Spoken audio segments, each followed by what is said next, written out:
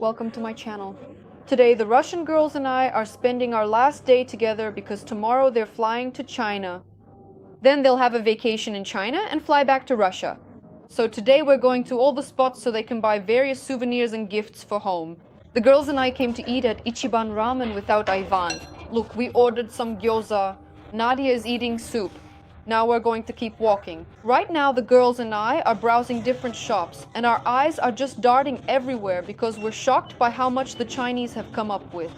The girls picked up a whole huge bag of various junk and they're very happy about it and will gladly take it all back to Russia.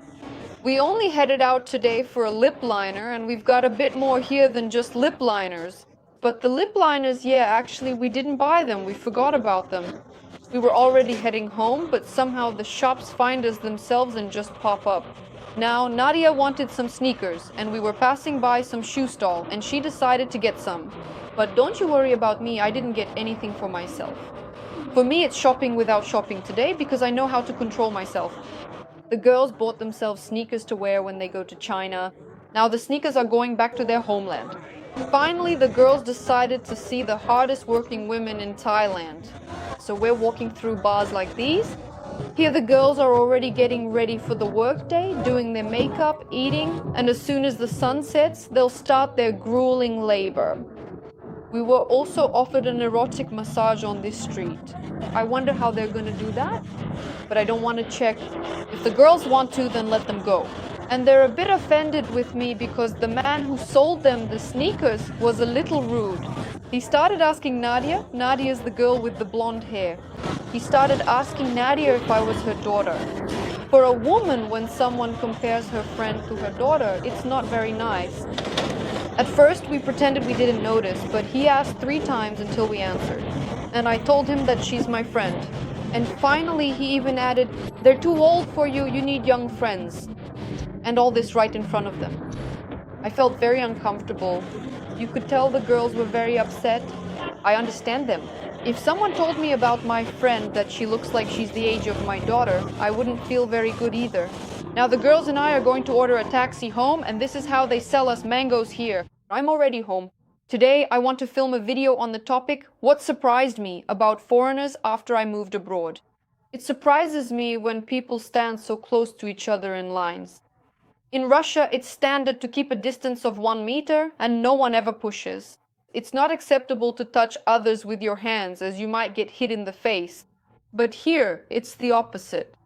Not just in Thailand, I've seen it elsewhere too, where people stand very close and if they need to pass, instead of asking you to move, they might just touch you and push you aside. I've encountered this in Muslim countries and I've encountered it in Asian countries.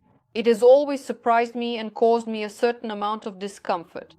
It surprises and deeply annoys me, and it's mostly not Thais, but Europeans, especially Americans, who, when approaching Ivan and me, always greet Ivan first and only then the woman. In Slavic countries, it's customary to greet the woman first, because that determines whether her man will continue to interact with you. Because if the woman doesn't like you, then the man won't talk to you either. So, you need to establish a connection with me first and only then with Ivan. Some Europeans and Americans, despite greeting Ivan first, might completely ignore me, not saying hello at all, as if I do not even exist. I consider that to be a huge sign of disrespect. And of course, Ivan will never talk to those people again, because I tell him later that it was unpleasant and that those people are considered rude, but not everyone acts that way, of course. Sometimes Americans and Europeans do come up and greet both of us, Ivan and me, but they always greet me last. I think it's rude, it's unpleasant, it's very unpleasant. We aren't used to that, so for me it's very disagreeable, but I understand you have a different culture, and in some cases with Ivan's friends, I've gotten used to them always greeting the man first.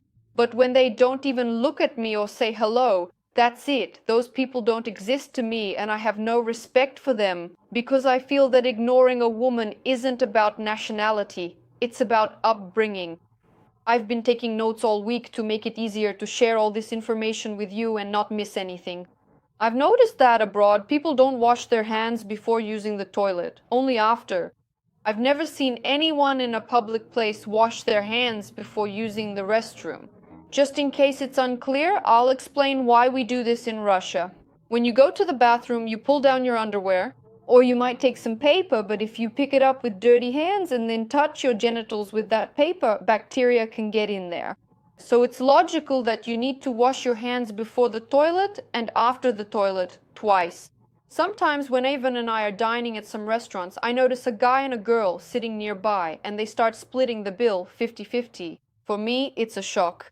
I always look like this. Very strange behavior. And I don't understand these girls because why waste time on a man who can't even afford to pay for a salad? I understand that in Europe this is common, but I meet many Americans and Europeans who pay for their wives, who pay for their female friends or girlfriends, even for me. That is, they behave just like Russian men. They can even pay for just an acquaintance, but in most cases the bill is split. I'm not insisting on anything, I'm just telling you my feelings because, as I said, in Slavic countries it's always customary to pay for a woman or a group of women, even if you're the only man there. It's normal. It surprises me that people very rarely cook. Even if they cook at home, it's mostly some kind of frozen food that they can just heat up and that's it. We're used to cooking everything from scratch, so this really surprised me. For example, if I don't cook for more than 4 days, I feel very strange. I immediately realized that I'm a woman and I should be ashamed to eat frozen food or order it from a restaurant because I can cook. And I don't understand how you can eat someone else's food from a restaurant or a store on a regular basis. Also, the vegetables are tasteless. I've only noticed tasty vegetables in CIS countries and in Turkey. In other places, they're just not good. A cucumber, it's not sweet, just kind of ordinary. Tomatoes are like rubber, they have no aroma at all. And when we're with a group of Europeans and I bring this up, they don't understand at all what I'm talking about. They say they're just vegetables, they're tasty, and it's normal. For them, the vegetables here are considered tasty. I know that in Germany the vegetables are also tasteless. I know that in America you can only buy good vegetables from farmers. Otherwise, they're just like in Thailand, tasteless and absolutely rubbery. This is what my friends who live in America tell me. But in America, you can buy absolutely everything. It's already getting dark. I'm filming this for you at sunset. It also surprises me that people only use beauty salons for special occasions, mostly for holidays. Girls go to beauty salons before some holidays. For us, it's an absolute basic routine to go to the salon for maintenance every month. Absolutely everywhere. Even women living in remote Russian villages at the edge of the map, they still go and take care of themselves. The only girl I know who does this every month in Thailand, her name is Nayana. She's Shafa's girlfriend. You all know Shafa. I see her as Russian because she's so well groomed. She always looks luxurious. It surprises me that people don't use laser hair removal. There's a very small percentage of people who've had a course of laser hair removal. In Russia, almost all women have laser hair removal, myself included. I don't have a single hair on my body anywhere at all, only on my head. And it surprises me to see European men, when they raise their arms, they have hairy armpits. There's so much hair there. And that's with young men and very old men too. I don't get it, because for us it's normal for both men and women to have full hair removal everywhere. Next, paid healthcare and education. When I lived in Russia, I traveled to many countries, but only when I started living abroad and talking to other people regularly did it become a shock to me. People are required to pay for their insurance. Paid universities, paid schools. I thought that everywhere, just like in Russia, it was completely free. But here, even in an emergency when you need surgery, no one asks if you have money or not. You'll have to pay, or your insurance has to cover it. Insurance packages vary. Some insurance plans don't cover certain serious cases, and it's a shock to me, and I think it's absolutely unacceptable for citizens of the country they were born in. Both education should be free and medical services should also be free. That's my opinion, because taxes are paid in all countries. You never know if you'll be able to afford that insurance tomorrow, but you should be sure that you'll receive medical help, so I think that's wrong. The level of prostitution surprises me in almost every country I've been to. It's very high. Yes, it exists in CIS countries too. You'll never see it on the streets. You have to order it through some secret chats because it's very strictly punished here. The only CIS country where there was a very high level of prostitution was Ukraine. There, among both women and men, this profession is very popular. But I think you're aware of that. I think everyone knows that. It also surprises me that not everyone has first aid kits at home. Every Russian, even when they travel, takes a huge first aid kit on a trip. Now I need to turn on the light. Our people are very well versed in all medications, but abroad some medications are sold by prescription. How is that even possible? You have to pay for a doctor's visit, then you have to go and get a prescription and then buy those medications. I feel like it shouldn't be that way because if you can't afford a doctor, you should at least be able to go and afford the medicine. Without a doctor, you won't get that prescription. It's a hopeless situation. In Russia, there are also prescription drugs, but those are mostly the ones that some addicts might use to make something else. They're mostly very serious medications that an ordinary person shouldn't take at all without a doctor. Next, what surprised me is that so many people lack culture and proper upbringing. Some people just act like savages. They feel free to insult someone and not take responsibility for their words. Well, people abroad, they don't really filter what they say.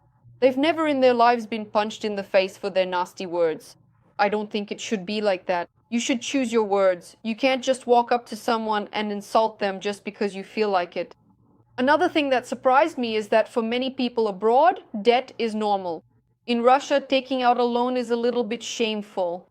In my family, no one has ever taken out a loan. Since childhood, I was always taught that if you don't have money, you can't spend someone else's. You have to go and earn it yourself. You can't spend money that you don't have. There are so many financially illiterate people. They take this money and then struggle to pay it back, plus the interest keeps piling up and so on. And it surprises me that people here are so okay with that. Back home, when girls meet a man, if they find out he has debt, no one will want to talk to him. We're so similar, but in reality, we're all so different. I'm not asking you to judge what surprises me, because people live differently in every country. It surprises me that people live this way where you are. And it surprises you that people live in a completely different way where we are. We just have to accept and understand that about each other. Another thing that surprises me is that on public transport, men never give up their seats for women. Mostly, only if an elderly woman gets on, a grandma or grandpa, they might give up a seat. But they'll never give it up just for a woman. In Russia, it's the opposite. Even when you get on the metro, when they announce the station, they tell you to give up seats for women, pregnant women, the disabled, passengers with children, and so on. Usually, when I get on transport in Russia, all the men stand up to give me their seat, and I'm used to that. But when I get on the metro or a bus in other countries, there's no such reaction, and for me, that's also a bit strange. It's even unpleasant. Another thing that surprises me is that when you're in a large store and you have more than 2 bags of groceries, the store employees don't carry your groceries to your car to help put them in the trunk. I'm very interested to read about what's customary in your countries. Please write to me about it. I enjoy reading every one of your comments, and I'm interested in learning more about your countries. Thank you all for watching. Give it a like, leave a comment, and subscribe to my channel.